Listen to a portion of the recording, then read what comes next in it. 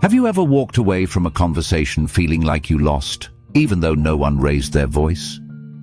You replay it in your mind. Their smile was calm, their tone polite, and yet somehow you were the one left doubting yourself. That's not coincidence. That's manipulation. And here's the truth the Stoics understood 2,000 years ago. Not all lies are spoken. Some are asked quietly, gently, through questions. Questions designed not to understand you, but to control you. In this video, we'll uncover 5 of the most manipulative questions liars use, and how Stoic philosophy turns each one into a moment of power, not weakness.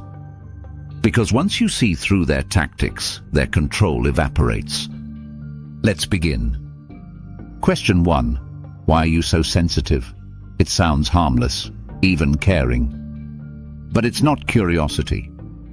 It's criticism wrapped in empathy. When someone says, "You're too sensitive," what they're really saying is, "Your awareness is the problem, not my behavior." And just like that, the liar rewrites the story. You become the overreactor, and they the calm voice of reason. This is gaslighting at its most subtle. They want you to question your perception until you silence your own instincts. Seneca warned of this kind of trick long ago. We suffer more in imagination than in reality. Manipulators weaponize this truth. They want you to think your emotions are overreactions, so you stop trusting what you see and feel.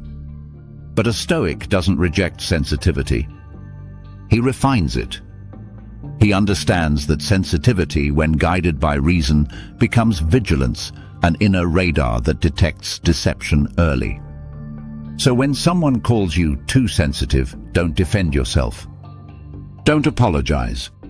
Simply reply, "I'm not sensitive, I'm perceptive." Does that make you uncomfortable? Watch their composure crack.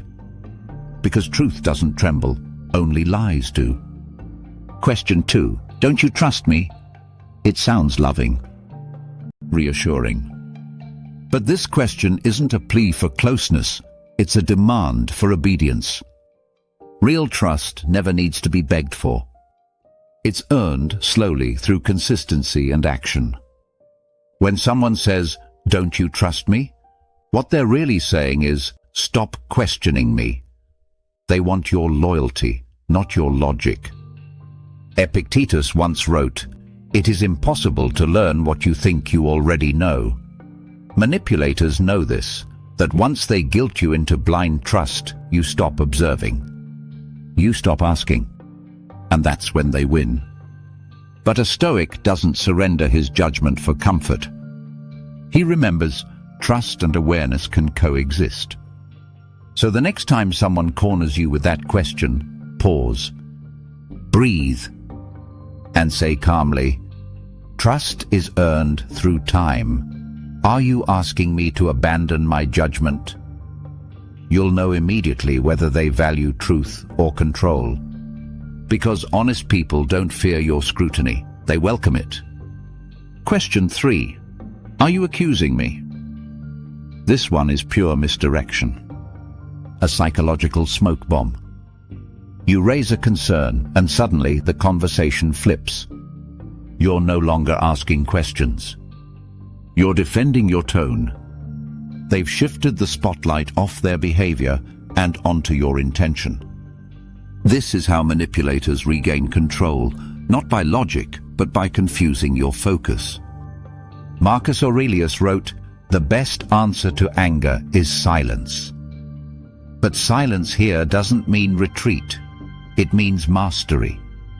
The Stoic doesn't get dragged into chaos. He doesn't rush to justify. He observes. So when someone hits you with, "Are you accusing me?" pause. Let the silence breathe. Then say calmly, "Should I be?" 3 words. No anger. No defense. Just composure. That moment of stillness will terrify them, because manipulators expect panic, not peace. They thrive on your reactivity and crumble under your restraint. Question 4. Would I ever lie to you? This one comes dressed in sincerity. It's not a question, it's theater. They don't want your answer. They want your reassurance. When someone says, "Would I ever lie to you?" what they're doing is reversing guilt, forcing you to comfort them for something they might have done wrong. And the moment you do, they win. Because now you're protecting their feelings instead of protecting your truth. Seneca said, "If it is not true, do not speak it." The honest person never needs to defend their honesty. Their actions speak louder than their claims. So when someone insists, "Would I lie to you?" don't answer the question. Redirect it.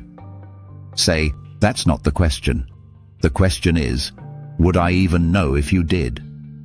Watch the balance shift instantly. Because lies can't survive in the presence of calm awareness. Question 5. Can't we just move on? This is the manipulator's final weapon, the illusion of peace. When guilt fails and defense cracks, they play the forgiveness card. But this isn't forgiveness. It's avoidance. A desperate attempt to bury the truth before it fully surfaces. They'll sigh, change the subject, say, "Let's not dwell on the past." But Stoicism teaches that peace built on avoidance is not peace, it's paralysis. Marcus Aurelius wrote, "If it is not right, do not do it. If it is not true, do not say it." Notice, there's no exception clause. No, unless you're tired. Truth has no expiration date. So when someone says, "Can't we just move on?" you breathe. You look them in the eye and reply, "I will move forward when I fully understand what happened, not a moment before." That's not cruelty. That's clarity. And clarity is the enemy of deception. Liars don't rely on facts. They rely on your emotions. They win when you react, apologize, or doubt your own vision. That's why Stoicism is more than philosophy. It's psychological armor. Epictetus said, "Some things are up to us, others are not." And this is what separates the manipulated from the master of self. You cannot control who deceives you, but you can always control how you respond. So, the next time someone tries to twist your perception, remember, you are not here to argue. You are here to see clearly. Because the man who sees clearly cannot be controlled. If this message sharpened your awareness, tap the like button, not for vanity, but as a small act of clarity. And comment below your Stoic affirmation, "I choose clarity." Because awareness isn't arrogance, it's freedom.